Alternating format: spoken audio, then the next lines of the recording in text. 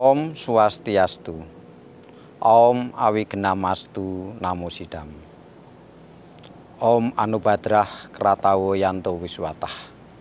Semoga pikiran yang benar datang dari segala penjuru. Mugi Rahayu Sagung Dumadi, Mugi Rahayu Sagung Dumadi, Mugi Rahayu Sagung Dumadi. Para pemirsa Salaka Dharma yang kami cintai dan kami banggakan, pertama-tama marilah kita panjatkan puji syukur kehadapan Ide Sang Yang Widiwasa, Tuhan Yang Maha Esa, karena atas anugerah beliau kita dapat berjumpa dalam channel Salaka Dharma.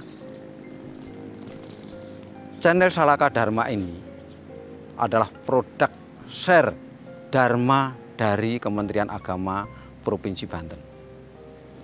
Pada kesempatan yang berbahagia ini, kami mengambil judul tentang bagaimana Hindu Nusantara dan juga dasar-dasar agama yang ada di Nusantara ini.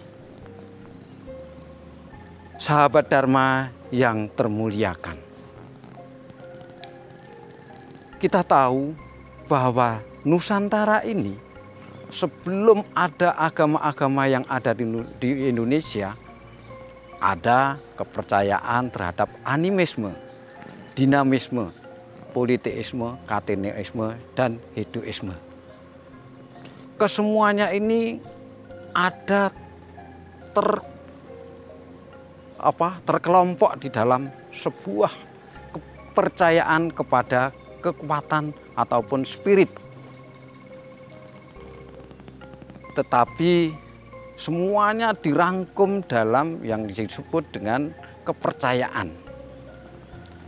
Kepercayaan yang ada, kasunyatan yang ada bahwa sebelum ada agama Hindu, sebelum ada agama-agama yang masuk ke Nusantara ini, kepercayaan inilah yang ada, ya, yang ada di dalam benak umat di Nusantara.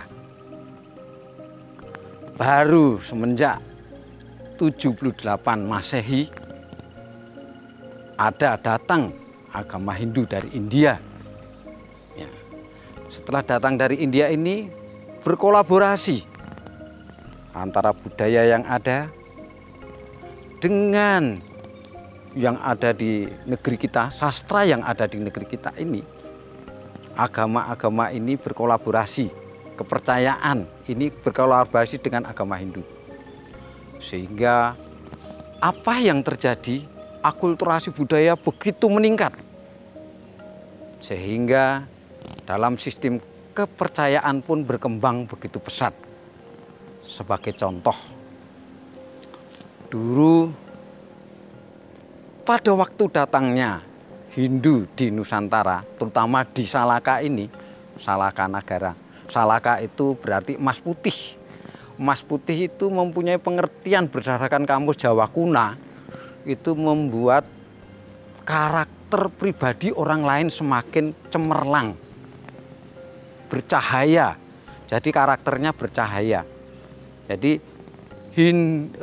Nusantara tatkala masuknya di Salaka ini, Salaka Nagara yang pada waktu itu bisa membuat kejernihan hati pribadi manusia. Sehingga budaya itu berkembang dengan pesatnya. Dan setelah masuk 78 Masehi, Hindu masuk ke Salaka Nagara maupun Salaka ini, Nusantara ini, baru berkembang di situ. Pemujaannya pun berubah. Rasa baktinya yang tadinya menyembah kepada Sang Hyang Taya ataupun Sang Hyang Toya, Sang Hyang Taya itu adalah unsur energi spirit, ini berubah dan berakulturasi menjadi penyembahan persembahan kepada Ide Sang Hyang Widiwasa. Widi sebagai sangkan paraning dumadi. Jadi Widi itu sebagai sangkan paraning dumadi. Karena sangkan paraning dumadi, sehingga orang itu menyebut spirit-spirit yang menghidupkan diri manusia, yang menghidupkan alam semesta ini adalah Sang Hyang Widi itu sendiri. Para pemirsa Salaka Dharma yang mulia, pada kesempatan ini berkembang terus sejarah, berkembang. Akhirnya pada zaman Paleolitikum, Mesolitikum, Megalitikum, berkembanglah budaya dalam spirit. Ada yang disebut dengan Linggayoni, ada yang disebut Dolmen, ada Menher, ada Punden Berunda, ada di situ semua. Adalah ini cara-cara orang berbakti kepada Tuhan dengan simbolis-simbolis itu. Dan simbolis-simbolis itu ternyata masih lestari sampai sekarang. Bahkan berkembang menjadi arca-arca, candi, kemudian berbagai situs yang masih kita warisi pada saat ini. Bahkan di akhir-akhir ini banyak sekali ditemukan situs. Ya, ini adalah kolaborasi, ya, kolaborasi antara budaya yang adiluhung di Nusantara dengan budaya Hindu yang ada sekarang ini. Para pemirsa channel Salaka Dharma yang berbahagia, lanjut pada persoalan yang ada. Dalam sistem kepercayaan, perkembangan susastra dan budaya ini berkembang pesat. Bahkan ada rumusan dasar-dasar agama yang harus dipedomani oleh umat Hindu Nusantara. Di antaranya, 1, orang Hindu harus percaya kepada Tuhan Yang Maha Esa yang disebut dengan Brahman sebagai sumber dari segala yang ada. Ya. Brahman di sini adalah sumber segala yang ada. Tuhan sebagai yang Maha Wikan, asal mulaning dumadi di situ. Ya. Setelah Brahman, percaya pada Brahman, ada yang kedua yaitu terkonsep percaya adanya Atman. Yang Atman adalah sesuatu zat, sinar dari Tuhan, sinar dari Dewa, sinar dari Sang Hyang Widi yang menghidupi pada diri pribadi makhluk hidup itu sendiri, terutama pada diri manusia. Ini Atman. Ya. Kemudian Punarbawa yang ketiga ini. Punarbawa itu lahir kembali. Bahwa Atman ini berulang-ulang lahir tanpa ada, kalau karmanya belum terkikis habis, belum seimbang, maka dia akan lahir kembali, ya. Dan karma yang keempat ya, karma pala, ngunduh wohing pakarti. Hukum inilah yang mengatur kehidupan, hukum inilah yang mengatur segala sesuatu. Makhluk hidup di dunia ini diatur oleh hukum karma. Perubahan itulah yang menjadi konsep utama. Hukum karma itu berpedoman pada konsep perubahan. Reta, alam semesta ini juga berubah diatur oleh hukum karma. Manusia juga diatur oleh hukum karma. Makhluk hidup diatur oleh hukum karma yang disebut dengan reta. Ya di situ. Dari kesemua itu berkembang sehingga manusia ingin mencapai kebahagiaan yang tertinggi. Ya. Apa itu kebahagiaan yang tertinggi? Bersatunya Atman dengan Brahman. Bersatunya mikrokosmos dengan makrokosmos. Kita bisa menyatu dengan Tuhan apabila kita bisa menyatu dengan alam. Inilah tujuan akhir yang harus digarisbawahi, bahwa semuanya menuju kepada moksa. Jadi orang percaya adanya moksa, penyatuan Atman dengan Brahman, ini yang disebut dengan moksa. Persatuan inilah yang tidak bisa kita pungkiri, bahwa semuanya akan kembali ke sana. Sehingga dalam perkembangan berikutnya, karena kepercayaan kepada Tuhan, kapitayan ya, kapitayan itu kepercayaan. Kapitayan Hindu Nusantara yang tadinya kapitayan terhadap Tuhan, Sang Hyang Widi, dan sebagainya.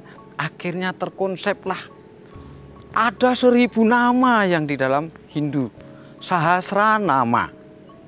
Ada 1000 nama orang menyebut Tuhan itu. Ada Sang Hyang Wikan, ada Gusti Allah, ada Sang Hyang Agung, ada lagi Sang Hyang Paramaatma. Semuanya menyatu pada satu titik. Padahal semuanya itu satu, hanya kepada Tuhan yang esa. Maka Hindu mempunyai paham pluralisme, politeisme yang monisme. Plural, diberikan kebebasan menyebut Tuhan. Dalam berbakti kepada Tuhan juga mempunyai karakter dan pengembangan budaya yang beraneka warna. Bagaikan taman bunga, ada bunga matahari, ada bunga Nusa Indah, ada bunga Kamboja, ada bunga kantil dan sebagainya. Inilah sebuah taman Hindu itu. Sehingga kalau kita wadahi semuanya itu Hindu Nusantara, bentuknya akan berlain-lainnya. Ibarat bola karet yang menggelinding di dalam satu pasir, di lapangan pasir. Kalau pasirnya itu pasir hitam, maka bolanya akan berwarna hitam. Tapi kalau pasirnya itu berwarna putih, bola itu akan berubah menjadi putih semua. Itulah Hindu. Ya. Maka tidak heran Hindu Nusantara ini. Ada Jawa, ada Toraja, ada Salaka, yang ada di Banten ini kan Salaka. Ya. Ada lagi Kaharingan, ya. Ada Hindu dari Madura, ya. Bahkan di Jawa Tengah ada kelompok Samin, ya. Kemudian banyak sekali. Bentuk dan karakter budayanya berbeda, tapi satu titik kepada Tuhan atau ide Sang Hyang Widiwasa yang akan dikembangkan di situ. Maka di dalam Rigveda, Ekam Sat Wiprah Bahuda Wadanti, ya, bahwa Tuhan itu satu, Ekam, satu, tunggal. Tetapi orang bijaksana menyebut dengan banyak nama. Itu kata-kata di dalam Rigveda, Ekam Sat Wiprah Bahuda Wadanti. Kemudian Eko Narayanat Nadwityo Asti Kascit, Tuhan itu satu. Dia juga disebut Narayanat, Matareswan. Kemudian juga disebut dengan nama-nama lain, tetapi pada hakikatnya satu, tidak ada duanya. Maka kita tidak heran juga di dalam konsep Nusantara kita, Benika Tunggalika Tanhana Dharma Mangkroa. Perbedaan budaya, karakter, perilaku yang bermacam-macam itu hanya ika, satu tujuan. Itu Benika Tunggal Ika yang salah satu dikonsep oleh Empu Tantular di situ. Jadi jelas bahwa budaya Hindu Nusantara ini nanti tidak akan nampak itu dari India, itu dari enggak akan nampak. Yang nampak adalah desa Kalapatra. Desa dipengaruhi oleh tempat, kala waktu, patra keadaan. Jadi Hindu mengalami perubahan itu, kita tidak boleh takut dengan perubahan. Desa menyesuaikan dengan tempatnya. Kalau itu dilakukan, budaya Hindu dilakukan di Jawa, maka corak Jawa yang akan muncul. Kalau itu dilakukan dengan suku Toraja, dengan suku Salaka yang ada di sini di Banten, maka dia akan berubah menjadi bentuk budaya Banten dan budaya Toraja. Kalau itu di Kaharingan, maka bentuknya adalah Kaharingan. Itulah Hindu Nusantara sebenarnya. Jadi umat sedharma, para sahabat Dharma yang kami banggakan, itulah seri yang pada episode ini. Maka kami mengajak kepada seluruh umat, seluruh warga bahwa kita adalah umat Nusantara yang bernuansa Hindu. Kalau Hindu, Hindu Nusantara, bukan Hindu India, bukan Hindu dari mana-mana. Yang ada adalah Hindu Nusantara. Ini.